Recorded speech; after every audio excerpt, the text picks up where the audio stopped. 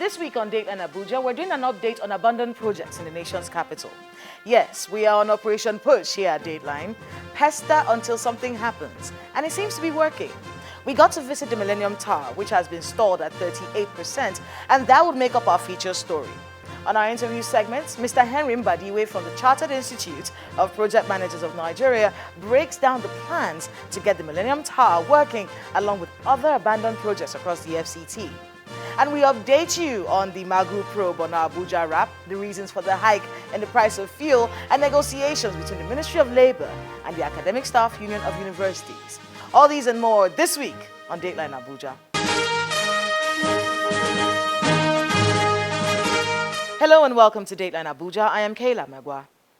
Since the last time we talked about abandoned projects in the FCT administration walked us through challenges with the Millennium Tower and plans for its completion. We'll get to that shortly, but first, let's give you an update on activities from Nigeria's seat of power. President Muhammadu Buhari has received the final report of the Justice Ayo Salami-led probe panel on alleged infractions by the suspended acting chairman of the Economic and Financial Crimes Commission, Mr. Ibrahim Magu. The report containing 4 boxes of exhibits were presented to the President at the Council Chamber of the State House. Mr. Magu is allegedly accused of corruption, mismanagement, lack of transparency in managing recovered assets by the Commission, as well as abuse of office by the Attorney General of the Federation and the Minister of Justice, Mr. Abubakar Malami. The sad reality confronting us as a people is that there is corruption almost everywhere, at many levels of government, in nearly every stratum of our society. Mindful of the threat that corruption poses to us as a nation, this administration has specifically focused on the fight against corruption. Corruption is present in all countries. Some governments treat it with levity. Some fight it all the time. I want Nigeria to be counted among those countries who do not tolerate but fight corruption. The 24th Virtual Federal Executive Council has approved the 2020 Finance Bill for transmission to the National Assembly for legislative consideration. Addressing journalists after the council meeting, the Minister of Finance, Mrs. Zainab Ahmed, assures Nigerians that the incremental changes to Nigeria's tax laws does not mean that there will be an increase in taxes. Meanwhile, the National Economic Council, chaired by Vice President Professor Yemi Osinbajo, has been presented with the National Safety Strategy 2021 to 2030 for its consideration. The Council also received the balances of the excess crude account, the stabilization account, and the development of natural resources account. Briefing journalists virtually after the closed-door meeting, the Minister of State, Budget and National Planning, Mr. Clement Agba, states that the National Economic Council was also presented with the Finance Bill 2020. In the meantime, the Minister of State for Petroleum Resources, Mr. Timipri Silva, says Nigerians will eventually get used to the concept of deregulation of crude oil product supply, the same way they adjusted to the price of kerosene and diesel. Speaking after a routine visit to President Muhammadu Buhari, the minister states that the increase in the price of petrol is directly linked to the announcement of a possible vaccine for COVID-19 by Pfizer, and went on to explain the concept of deregulation of product supply. Today, the price of crude oil go up, then it means that the price of the feedstock has gone higher. It will also affect the price of the refined product. And that is why you see that product prices are usually not static. It depends on the price of crude oil, which goes up and down. That is why we say deregulate, so that as the price go up or down, you begin to go up and down as well at the pump. The Minister of Labour and Employment, Senator Chris Ngige, also had a private meeting with the President this week. After the meeting, he told State House correspondents that the University Transparency Accountability Solution Payment System, suggested by the Academic Staff Union of Universities as an alternative to the Integrated Payroll and Personnel Information System to resolve the issue of irregularity of salary payments among university staff, has no supporting hardware. UTAS, that's the University Transparent System, which they brought, is not yet ready. It's not fully ready, it's not. It is undergoing integrity tests for the software. I'm not a computer scientist, but integrity test for software, you also know that you must have to get into testing also the hardware. ASU has no hardware as we speak. President Muhammadu Buhari has vowed that he will ensure the country does not experience another EndSARS protest, which culminated in lootings and destruction of lives and properties across the country. The Minister of Police Affairs, Alhaji Muhammad Dingyadi, said this after the President chaired the National Security Meeting in the State House. United Nations Deputy Secretary General Mrs. Amina Mohammed believes that the COVID-19 pandemic can be used to accentuate issues of gender-based violence in the country. Speaking at the launch of the National Data Situation Room on Gender-Based Violence in Nigeria, Mrs. Mohammed explains that the national lockdown illuminates what she described as a scourge across countries, thus underpinning the need for the Nigerian government to take advantage of the ongoing awareness to put an end to gender-based violence. Crisis is a way of accelerating the trends already in motion, but we've decided that the COVID crisis should be used as an opportunity to end violence against women. The statistics that we see here, sometimes you wonder if someone isn't just writing figures. The sad truth is that they're not. Behind every single number, there is a woman, a girl, and as the Minister of Women's Affairs reminded me, even a 3-year-old. And that can't be normal. Street by street, ward by ward, end violence against women. Emerging diseases have made it necessary for nations to improve resource application for coping with the challenges of the new normal. These were the words of President Muhammadu Buhari at the official commissioning of capital projects at the University of Maiduguri Teaching Hospital. Among the projects commissioned are a fully equipped 150-bed trauma center, a new general outpatient department, a complex for the NHIS, a multipurpose auditorium and conference center, and a new hostel for the hospital's School of Nursing.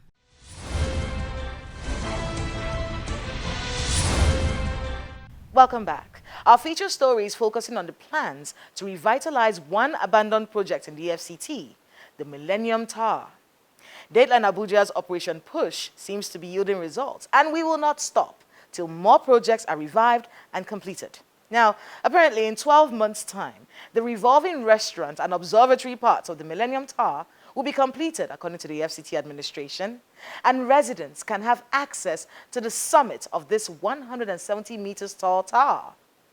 Designed by Manfredi Nicoletti as part of the Nigerian National Complex, the tower includes the Nigerian Cultural Center, an 8-story, low-rise, pyramid-shaped cultural center. Its construction started in 2005, but it was stopped in 2016 due to paucity of funds. 3 cylindrical pillars along Independence Avenue are the signature identity of Abuja, the capital city of Nigeria. The monolithic structures dominate the skylines.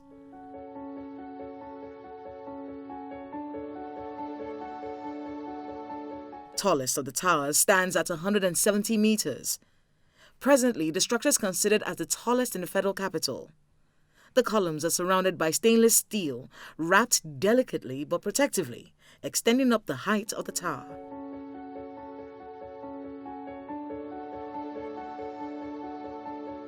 At the summit, accessible by an escalator, visitors can have a conspicuous view of the city. On top of the tower is a revolving restaurant, where diners can take a panoramic view of the city.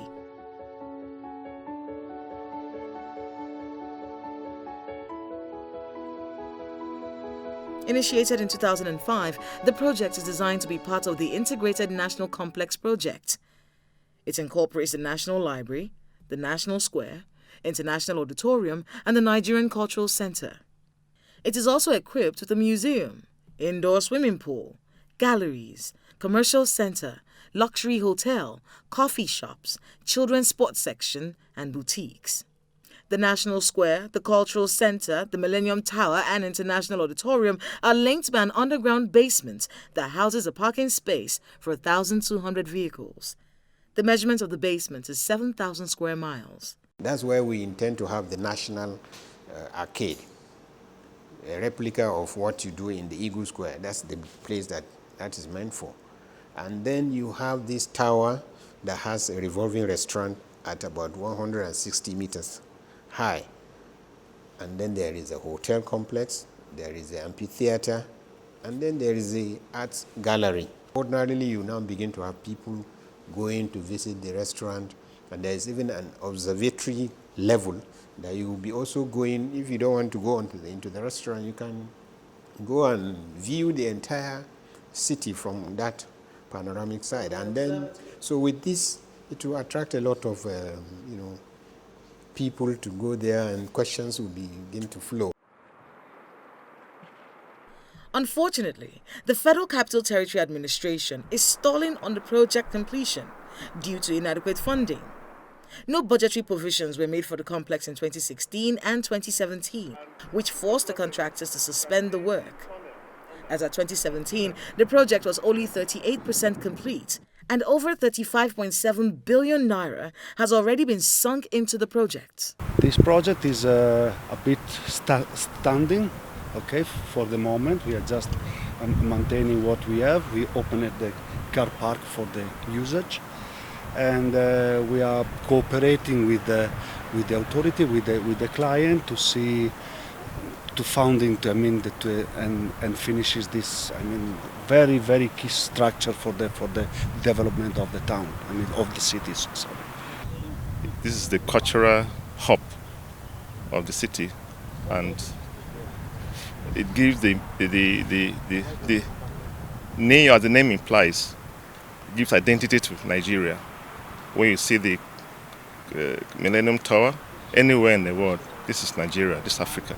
Well, the contractor has complained over the years of the inflation in the country.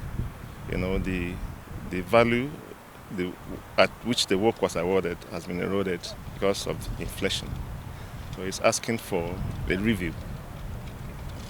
That is mainly the problem. The review is a process. It goes through a process.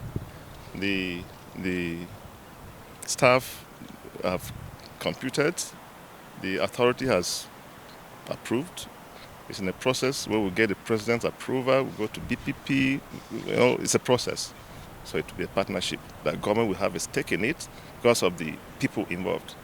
So Nigerians benefit from this. So it's a PPP arrangement that we're looking at.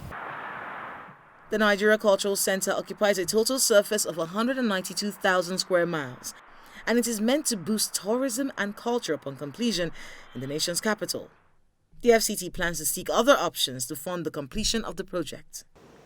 Now we are trying to get a segment of it, particularly the tower, completed in the next maximum 12 months, so that we'll give it the attraction.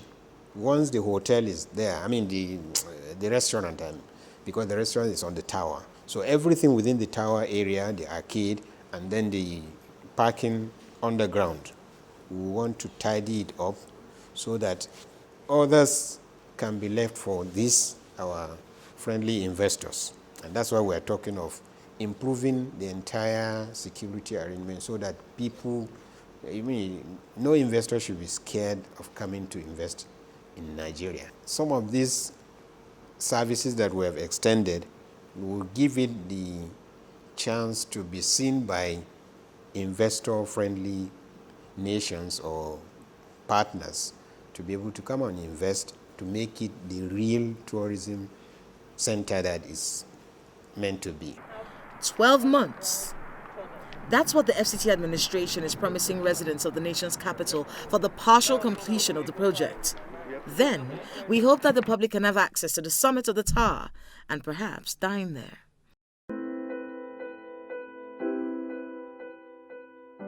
Oh yes, I would love to dine there in 12 months. A revolving restaurant with a panoramic view of the nation's capital. 12 months. Fingers crossed. It truly is upsetting when you drive around the nation's capital and you see these non-functional CCTV cameras mounted on poles, many of them vandalized. We've done story after story on the abandoned National Library, arguably the most high-profile abandoned project in Nigeria's history. The Greater Abuja Water Supply Project, aimed at providing portable water for the greater part of the city, is just one of many abandoned projects in the FCT. These projects and more have remained abandoned for years, and different probes have been established to understand the state of the funds, hundreds of billions of naira pumped into these projects. Today we speak with the Registrar of the Chartered Institute of Project Managers of Nigeria, Mr. Henry Mbadiwe, on what work they've been able to do so far and the major reason projects get abandoned.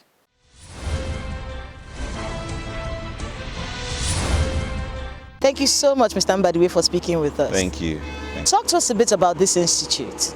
So the Chartered Institute of Project Managers of Nigeria was signed into law by the President in January 2018.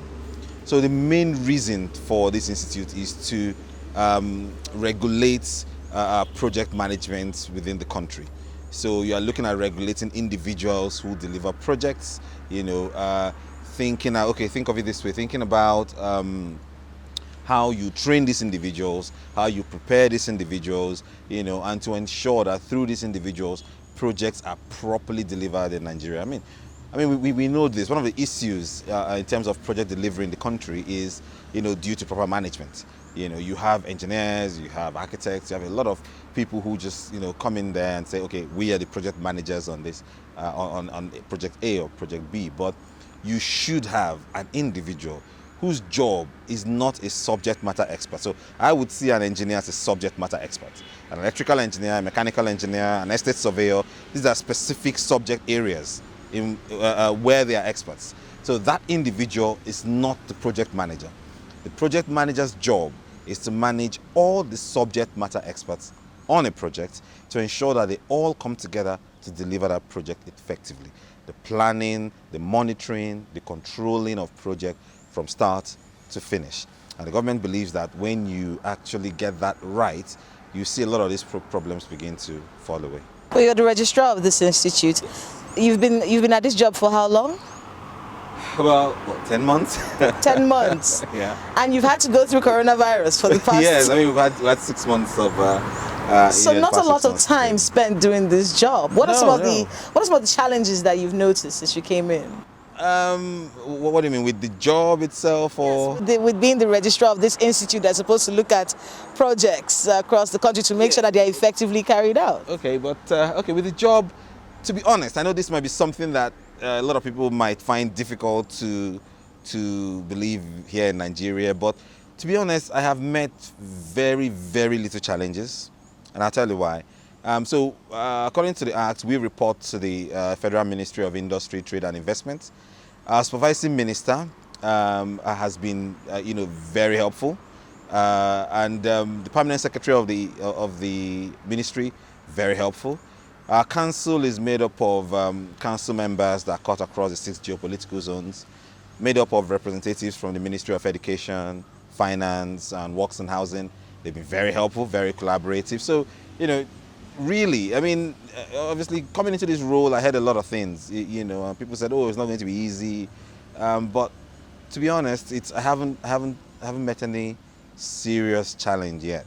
I think apart from the coronavirus, that have sort of slowed things down, it's been fairly straightforward. And the chairman of our institute, Dr. Mrs. Victoria Okoronkwo, she's been nothing but supportive, really. So I think, and I'm not just saying this because these are my bosses. No, it's just really the truth, really. From the standpoint of Nigerians, they're probably looking and thinking, okay, well, if this office is supposed to ensure that we have we complete the projects that starts around the country, especially here in the nation's capital, how come we still have a lot of abandoned projects?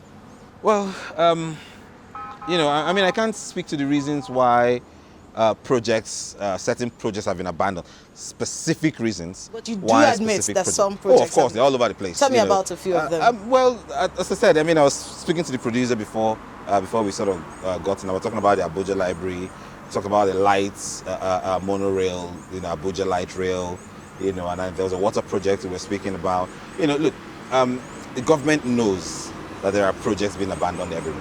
Some of them due to the fact that the contractors were not up to the task. Some of them due to the fact that projects have been signed off on paper but haven't actually started.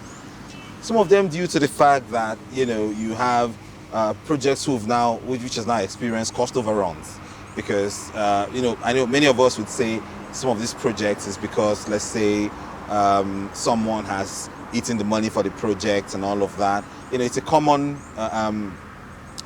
discourse around around this particular abandoned projects. But one thing that we've been able to find out in the institute is that in our preliminary findings, really, is that a lot of these projects were improperly costed. They were not properly costed. So you see, for example, so let's this is an example, okay, and I hope it's an example. Now let's imagine a project costs now 50 million, okay. Now this is a typical example, typical Nigerian example that people would want to relate with. Now I'm not sure, because again I haven't really experienced this, so I'm not sure if that's what happens. But this is what everybody believes happens. People take money meant for projects. That's fine. Now let's imagine the project is 50 million. It comes to a minister or permanent secretary, 50 million naira project. Now, before it gets to that person, what individuals will assume is that 50 million, somebody adds 10 million to it for their own. Somebody adds another 20 million. Somebody adds another. So at the end of the day, by the time it gets signed off, it's now 150 million. Okay? That's because people want to take their cuts. Now, what happens is when that money gets released, everybody takes their cut, right? That's what we would assume. I'm not saying that's what it is, because if I have proof, I would say this is just an example. You now have 50 million for the project. Now, what you find out is that, and this is, once that 50 million starts getting spent, halfway through the money is finished. And you're wondering what's going on. But then it wasn't costed properly anyway. But we see ministers always coming for revisions in the cost. There's actually one that was done yesterday.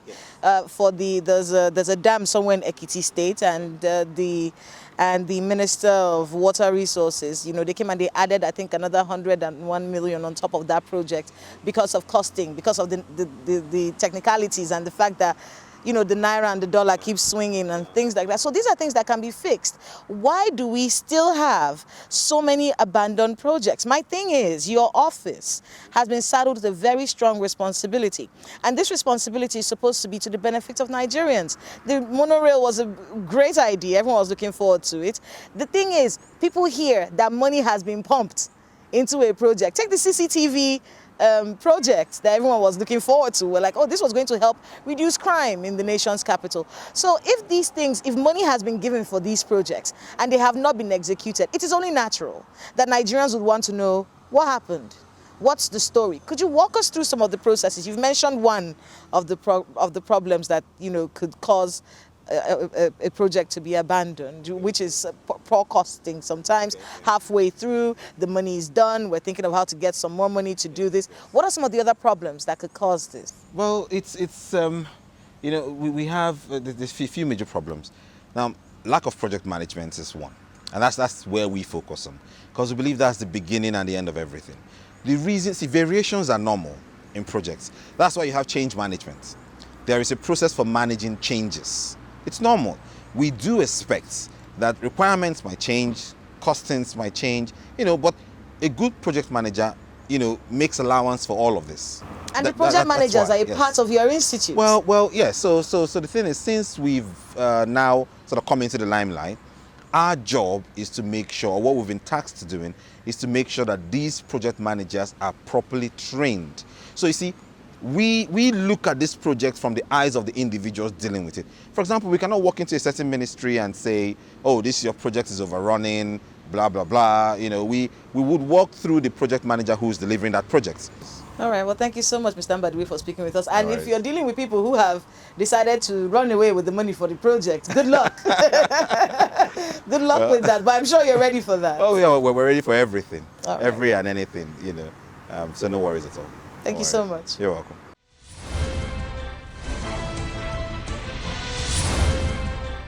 I will say this again. The nation's capital needs its infrastructure in place, not just for the citizens it serves, but because it is the seat of power. It is the representative of the country to the rest of the world. Like it or not, we have to look the part. And that is Dateline Abuja this week. We would love to hear your thoughts on today's episode, so talk to us through the social media handles on your screen. This show thrives on your input, so please let us know the happenings in your neighborhood. Thank you for watching. I'm Kayla Magwa. See you next time.